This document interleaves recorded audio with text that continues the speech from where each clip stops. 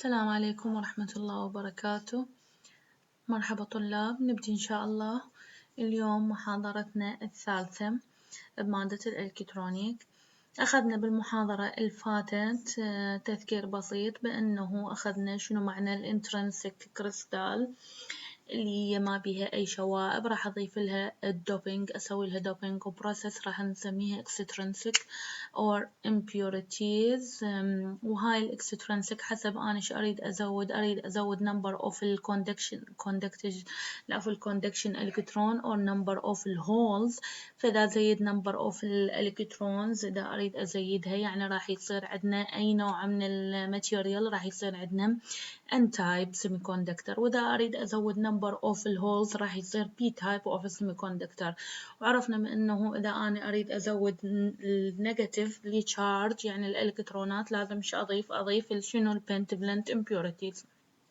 أما إذا أريد أضيف أو أزيد الهولز يعني راح أضيف التريفالنت impurities وشرحناها بالتفصيل.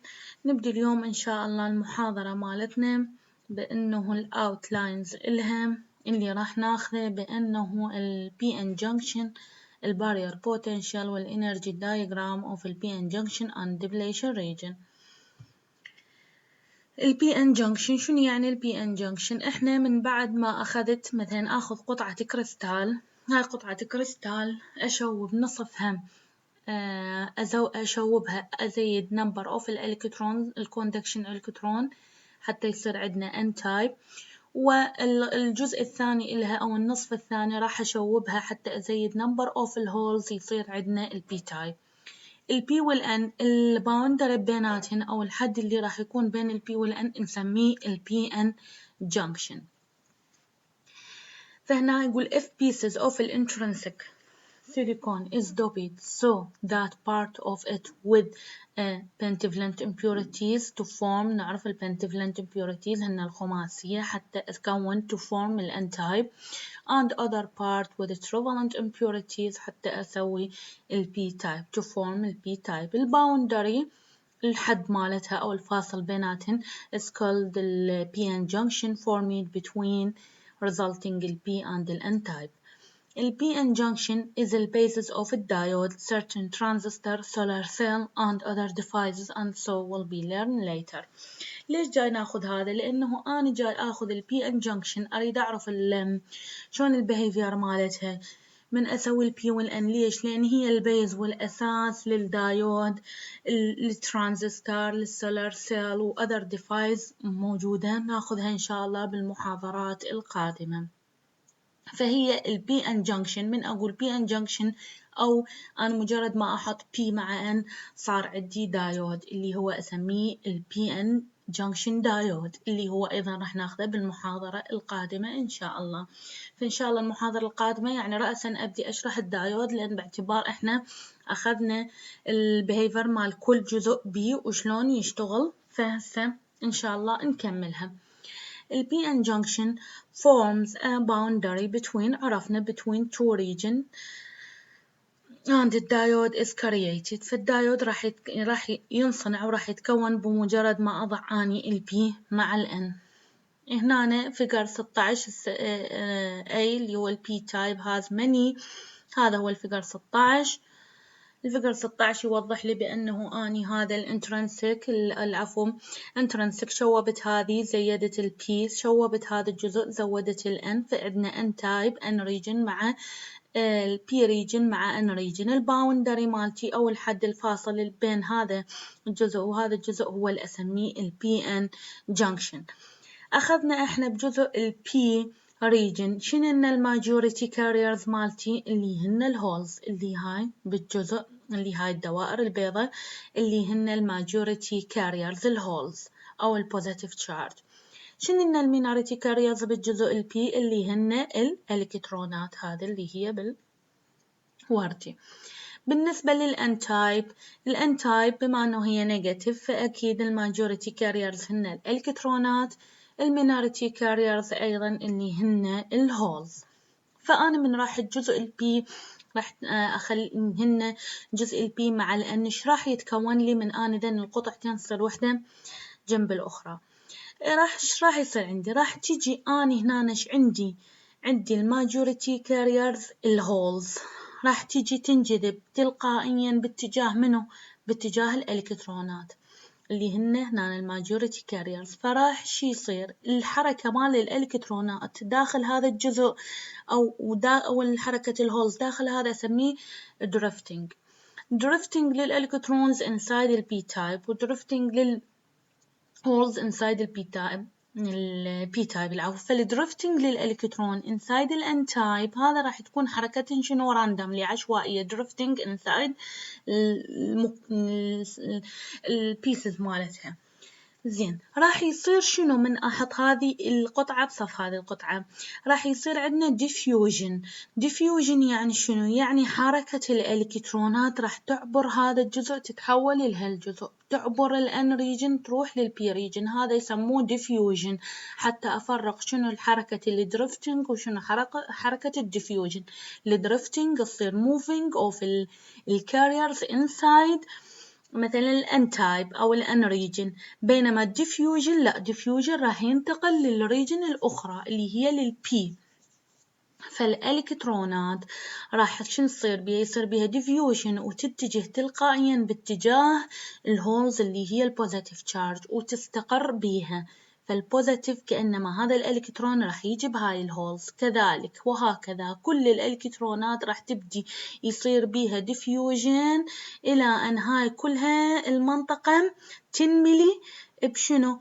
تنملي بأنه هذا مجرد ما فقط إجا لهنا صار سقط هذا الإلكترون تحول منه إجا بهاي الهولز، إذن صارت هنا صار عندي هنا النيجاتيف تشارج، وهنا اشترك بمكانه مثل ما قلنا. إذا مجرد ما يتحرك الإلكترون بالمحاضرة السابقة راح يترك بمكانه هول، فإذا ترك بمكانه هول صار بوزيتيف تشارج، وهنا ترك بمكانه وهنا إجا بهاي الهولز فصارت هنا هاي الهولز نيجاتيف تشارج. ليش؟ لأن كسبت إلكترونات. فعندنا دونر اتوم، صار عندي دونر اتوم واكسبتنس اتوم، فهذا انطى لهنا، فهنا صار كأنما عندنا الاكسبتنس وهنا صار عندنا الدونر. إذن يعني صار عندي هنا نيجاتيفلي تشارج بالباوندري بالحدود إلى أن تنملي كلها وتوقف العملية. ليش توقف العملية؟ إيش راح يصير عندي؟ راح يصير عندي هنا نيجاتيف تشارج بالجزء البوزيتيف بالبي ريجن، وهنا راح يكون عندنا بوزيتيف تشارج بالان ريجن، يعني اوبوزيت، هنا بوزيتيف هنا نيجاتيف. فايش راح يصير عندي؟ هذا من اجت الباوندري كله انملى الى ان انملى صار عندي فد الكتريك فيلد قليل. هذا الالكتريك فيلد اللي هي بين هاي البوزيتيف وهاي النيجاتيف، بوزيتيف ونيجاتيف أكيد راح يصير بيناتهم في التيار كهربائي في الإلكتريك فيلد قليل. هذا الإلكتريك فيلد إيش راح يعتبر؟ راح يعتبر حاجز الباقي الإلكترونات. هاي الإلكترونات ما تقدر بعد تجي تعبر لهنا. ليش؟ لأن صارت طاقتها يعني كأنما صار حاجز قبالها. هاي الإلكترونات ما تقدر تعبر لهاي الجهة إلا إذا اكتسبت فالطاقة إضافية. هاي الطاقة الإضافية لازم يحصلها من مصدر خارجي. يلا أتغلب على هذا البارير اللي هو راح نسميه البارير بوتنشال.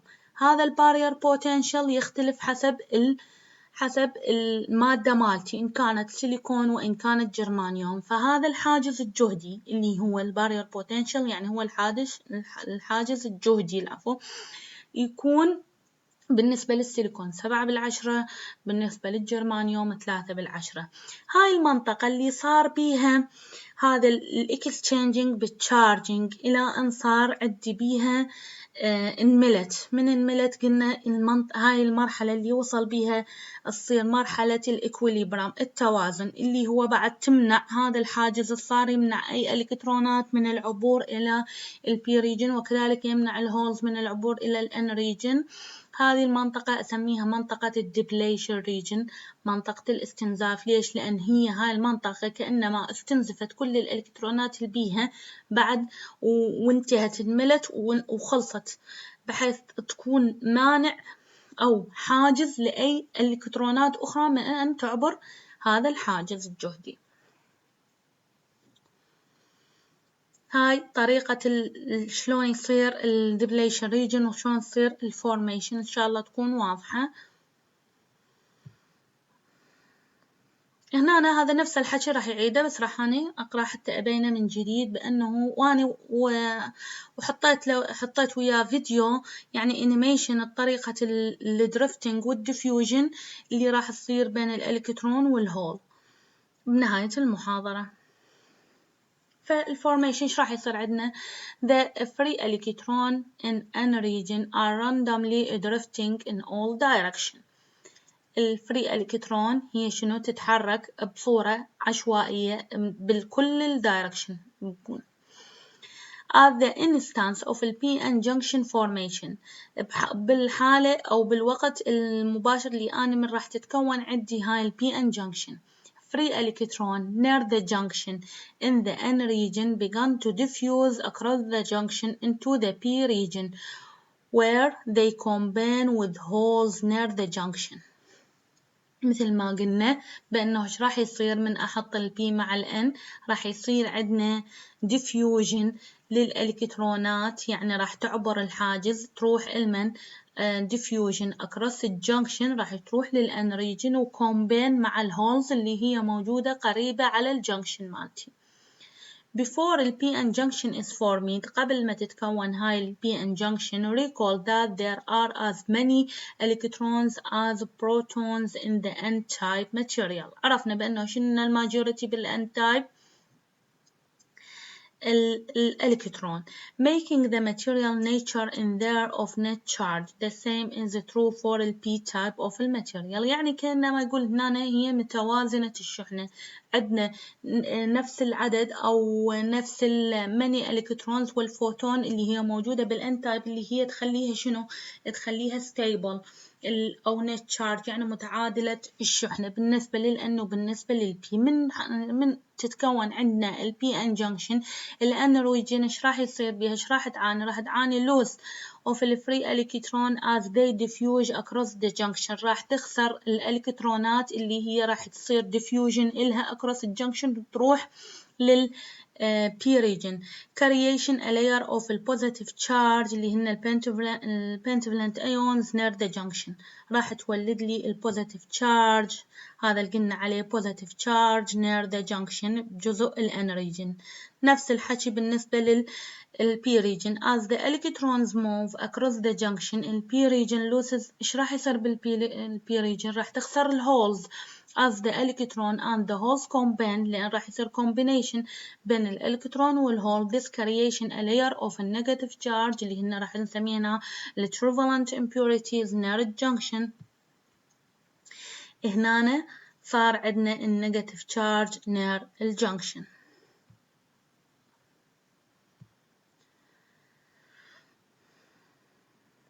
These two layers of the positive and the negative charge form the depletion region. هذين البوزيتيف والنيجاتيف charge القريبة بالجنكشن راح يتكون لي depletion region shown in figure 16b.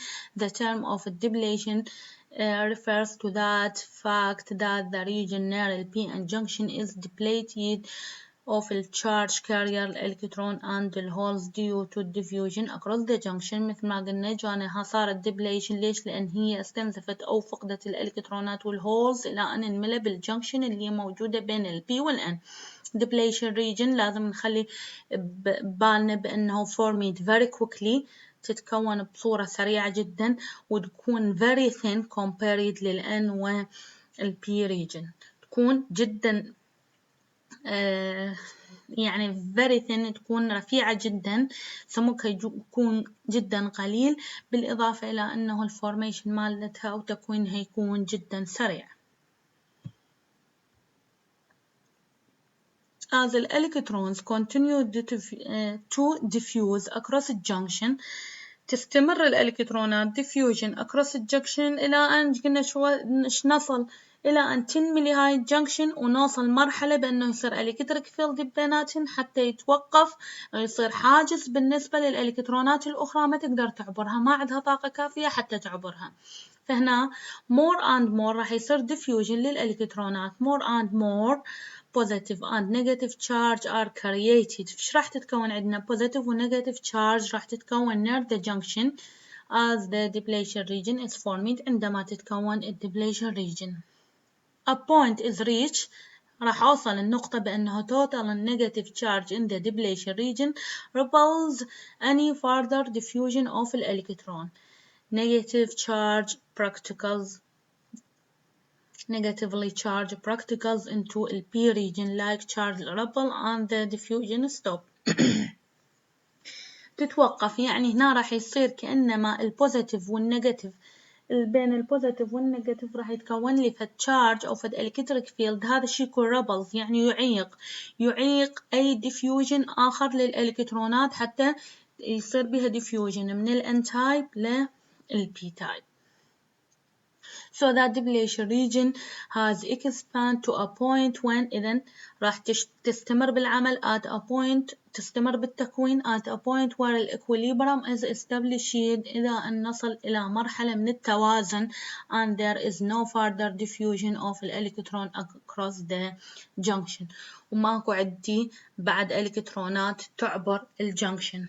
In other words, the depletion region acts as a barrier to the further movement of electrons across the junction.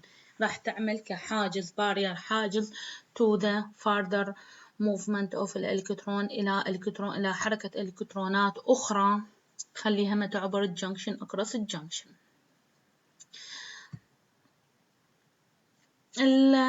نعرف هالدور شنو البارير بوتنشال اللي راح يتكون. البارير بوتنشال هو نفس احنا يعني البارير بوتنشال هو الحاجز الجهدي. هو منين يتكون لنا هذا الحاجز الجهدي؟ نتيجة للإلكتريك فيلد هذا مثل ما شرحت هذا راح يتكون حاجز جهدي. هذا هو البارير بوتنشال. منين يجينا هذا البارير بوتنشال؟ نتيجة لوجود إلكتريك فيلد بين البوزيتيفلي تشارج والنيجاتيفلي تشارج in الدبليشن ريجن. يعني بعد ما يكمل هذا كلها تكمل هاي نصل إلى مرحلة الإكويليبرم تقريبا.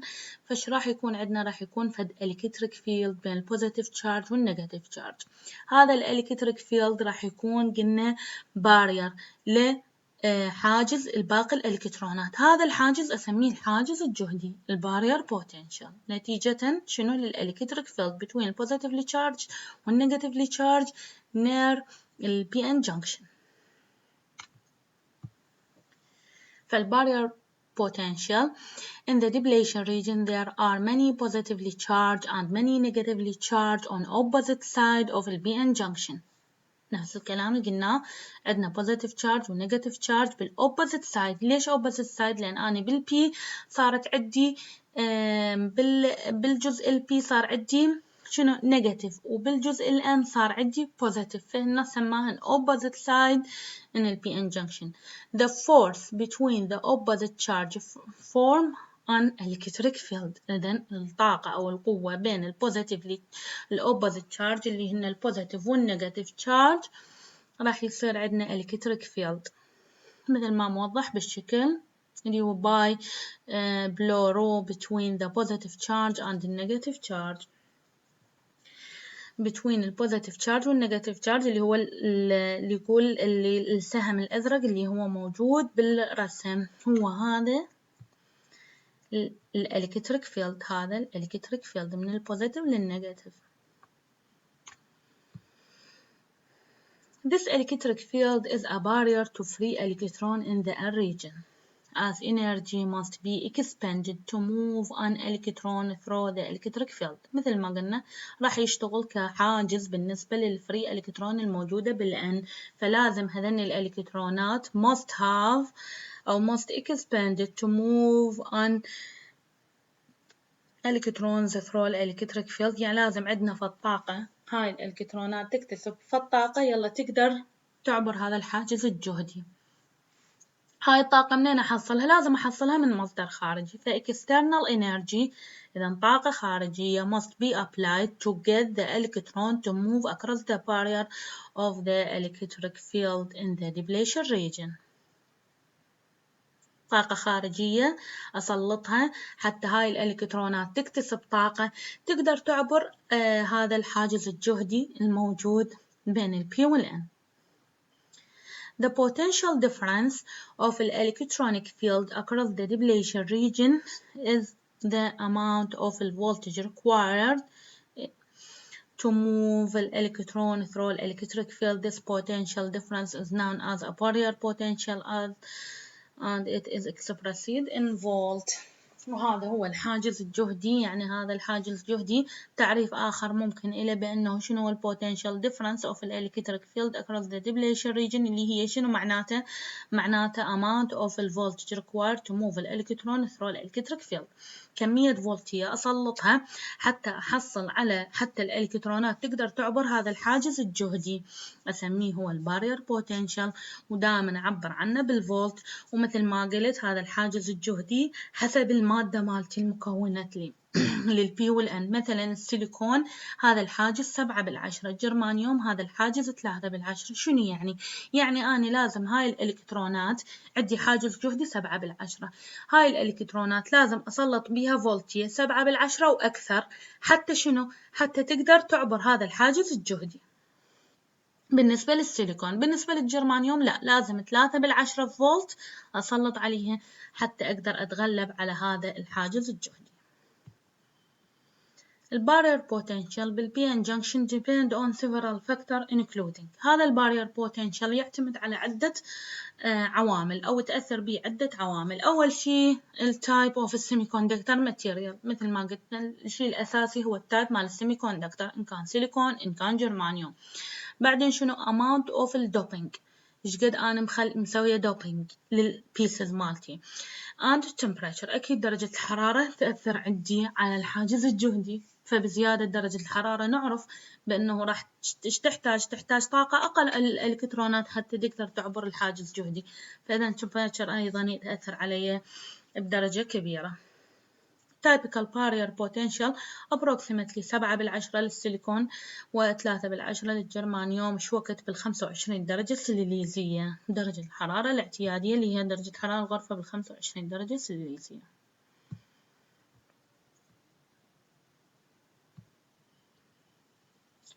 الانرجي diagram of ال p junction and depletion region. هنا بالنسبة هو نفسه ال P وال N، بس بالنسبة للإنرجي هنا وشلون راح يتكون ال P junction وال depletion region حسب الإنرجي مالتي والطاقة. ال P junction ال P type اللي هي مثل ما قلنا بيها trivalent impurities. ال trivalent impurities تكون lower force than ال pentavalent impurities اللي هنا، بما أنه هي lower force يعني راح تكون higher بالإنرجي بالcovalent بالفالنس باند، فراح تكون هاير انرجي بالفالنس باند. فهنا هاي بالنسبة للبي راح تكون هاير انرجي دان الان ريجن. زين، من راح يصير عندنا البي مع الان، ايش راح يصير بيها؟ راح يصير مثل ما قلنا راح يصير عندنا ديفيوجن للالكترونات، فديفيوجن للالكترونات راح تجي وين؟ تسقط بالهولز الموجودة بالبي تايب. مجرد ما يصير عندنا كأنما ديفيوجن راح من يصير بها ديفيوجن تخسر طاقة فتسقط بالوين؟ تسقط بالفالنس باند مال البي ريجن، وهكذا تستمر العملية مالت الديفيوجن للإلكترونات إلى أن يتكون عندنا الإكويليبرم مالتي أو تكون ديبليشن ريجن. فش راح يصير عندي؟ راح يصير شيفتينج عندنا لأن تقل الإنرجي مال البي تايب، لأن هي كأنما خسرت من الإلكترونات اللي عندها، خسرت راح يجي لهنا، وهكذا راح يصير عندنا يعني نزول بالنسبة shifting للN region إلى أن تصل إلى مرحلة الإكويليبرم التوازن، فيكون عندنا هذا الشكل مالتها ال PN junction من ناحية الإنرجي.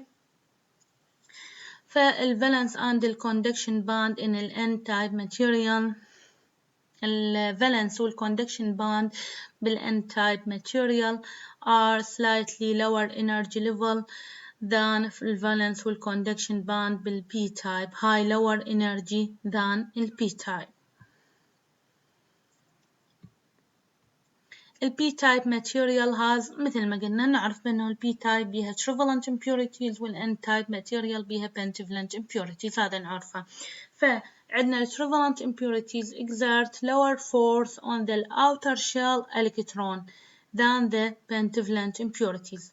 إذن هي راح شنو كأنما عندنا lower force بال outer shell electron، الفورس مالتي أقل بال outer shell، بالشل الخارجي للإلكترونات. يعني شنو ذا lower force؟ lower force يعني means that بأنه شو تكون إذا طاقتها lower force راح يكون كأنما الإنرجي مالتها أعلى، فبذلك راح يكون ال P-type material lower force بال P-type material means that the electron orbits الدور are slightly larger، يعني بإنرجي أعلى and hence have a greater energy than the electron orbit in the N-type material. الانرجي diagram نقول موجود بهذا الشكل 16 formation in figure 17a. as you can see the valence and the conduction band in the N region at the lower energy level than those in the P region, but there is a significant amount of overlapping. عندنا overlapping بينات منطقة overlapping. هذا نفس الحكي اللي أنا شرحته هسه على الرسم جاي، بس أقرأ لكم إياه. Free electron in the N region that occupy the upper part of the conduction band in terms of their energy can easily diffuse across the junction. الإلكترونات يقول الموجودة بالupper part مال conduction band، يعني هنا هذا الupper part مال conduction band راح يصير easily to diffuse across the p junction to الvalence band الموجودة بالp region and temporarily become a free electron in the lower part of the p region conduction band after crossing the junction. فإذا من بعد ما تعبر الجنكشن الإلكترون quickly lose energy and fall into holes in the p region valence band indicated in figure 16a. مجرد ما يصير لها diffusion راح تخسر الإلكترونز quickly lose energy and falls راح تسقط بالهولز الموجودة وين بالvalence band مال البي region. as the diffusion continue لمن يستمر هذا الديفيوجن يبقى مستمر إلى أن depletion region become to form وتتكون عدة depletion region and the energy level of the N region conduction become decrease. فالإنرجي أيضا راح تقل لأن فقدت الإلكترونات. فعندنا هنا decrease in the energy level of the conduction band in the N region is due to losses. ليش؟ لأن راح تخسر loss of the highly energy electron، فقدت الإلكترونات فراح تقل الإنرجي مالتها that have diffused across the junction to the P region لأن انتقلت للP region. soon there are no electron left in the N region conduction band with enough energy to get across the junction. أصل مرحلة بأنه الإلكترونات ما عندها طاقة كافية حتى تعبر الجنكشن، تكون الحاجز الجهدي to the P region conduction band as indicated by the alignment of the top of the N region conduction band and the bottom of the P region conduction band in figure 17b. وهذا نفسه اللي حكيناه، لا يبدي ينتقل يتغير عندنا يصير بهن diffusion الإلكترونات، من يصير بهن diffusion يفقدن طاقة فما راح يصيرن فري إلكترون، لا راح يسقطن بالهولز الموجودة بالكوندكشن باند. تستمر هاي العملية إلى أن أصل إلى مرحلة الإكويليبرم، راح يصير عندنا decreasing هذه slightly، هذا راح يصير decreasing وهنا راح يصير بها decreasing نتيجة فقدانها للهاير energy electrons. وتكونت عندي هنا depletion region.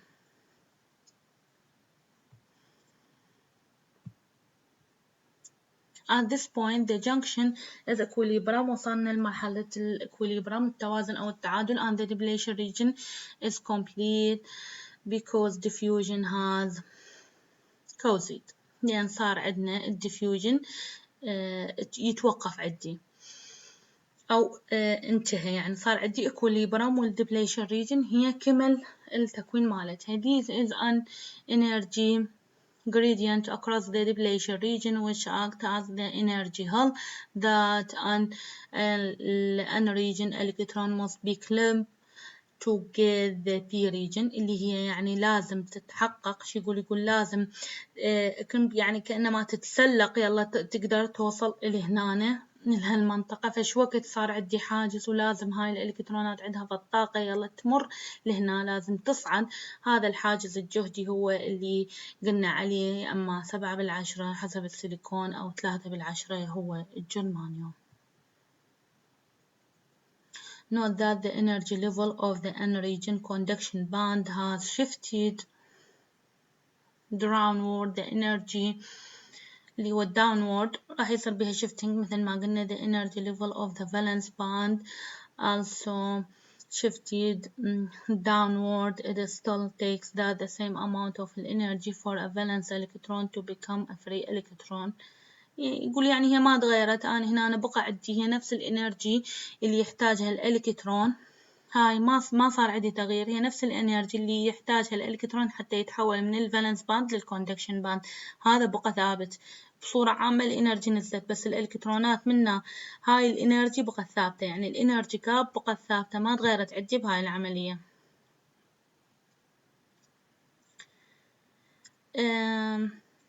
In other words, the energy gap between هذا نفسه اللي قلته. In other words, بأنه energy gap between the valence band and the conduction band remain the same. يعني بقت نفس energy gap ما تغيرت. نفس الكمية الطاقة اللي يحتاجها حتى يتغلب على energy gap اللي عندي حتى يتحول من conduction band من valence band conduction band. هذا الفيديو بس animation حتى يوضح الفورميشن مالتي. راح افتحها حتى تشوفون بس الفورميشن مال الدبليشن ريجن شلون دا يصير.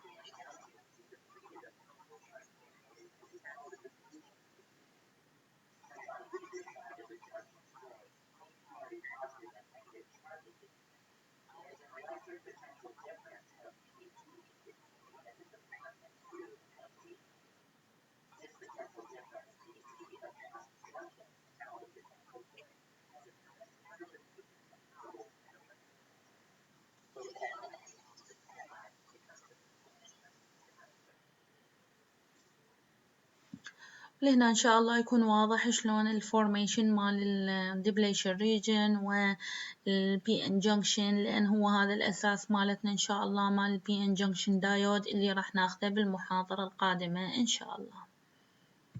وأي سؤال أني موجودة إن شاء الله، تسألوني أي شي تحتاجون أنا موجودة. شكرا جزيلا.